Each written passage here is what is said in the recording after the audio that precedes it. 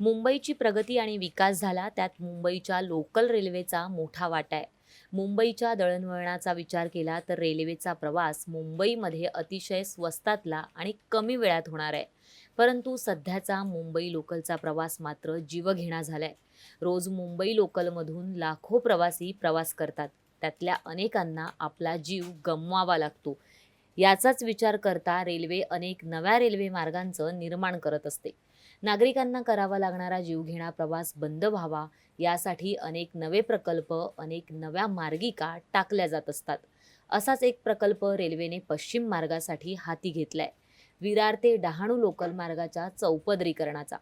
खरं तर हा प्रकल्प 2025ला पूर्ण होणार असं सांगण्यात आलं होतं, परंतु 2024चं अर्धवर्ष सरलं तरीही या प्रकल्पाचं केवळ 27% कामच पूर्ण झालेलं आहे. त्यामुळे हा प्रकल्प आता 2026 पर्यंत पूर्ण केला जाईल असं म्हटलं जाते. हा प्रकल्प पूर्ण झाल्यानंतर डहाणूपर्यंत जलद आणि 15 डबा लोकल धावू शकतात. या प्रकल्पासाठी मंजूर झालेल्या 3,578 कोटी रुपयांपैकी आतापर्यंत सुमारे 1,000 कोटी रुपये खर्च झाले असल्याची माहिती समोर आलेली आहे.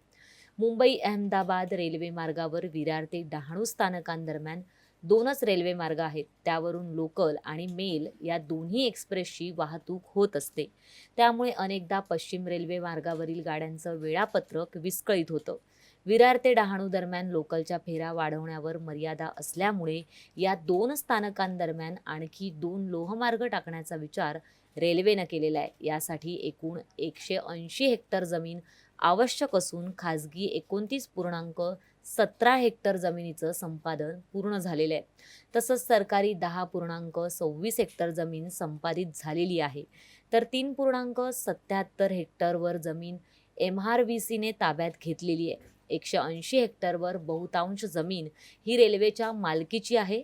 या प्रकल्पामध्ये मोठे छोटे असे एकूण 31 पूल उभारण्यात येणार आहेत. विरार, वैतरणा, सफाळे, केळवे रोड, डहाणू रोड आणि उमरोली स्थानकांवर स्टेशन इमारती, सेवा इमारती, कर्मचारी निवासस्थान आणि प्लॅटफॉर्मचे बांधकाम, तर वैतरणा नदीवर रेल्वे पुलाचं काम सुरू करण्यात आलेलं आहे. सध्या विरार ते डहाणू या रेल्वे स्थानकादरम्यान 15 डबा लोकलसाठी प्लॅटफॉर्मच उपलब्ध नाहीये. त्यामुळे चौपदरीकरणाचं जर का काम पूर्ण झालं तर हे 2 रेल्वे मार्ग जे आहेत ते प्रवाशांसाठी उपलब्ध होणार आहेत.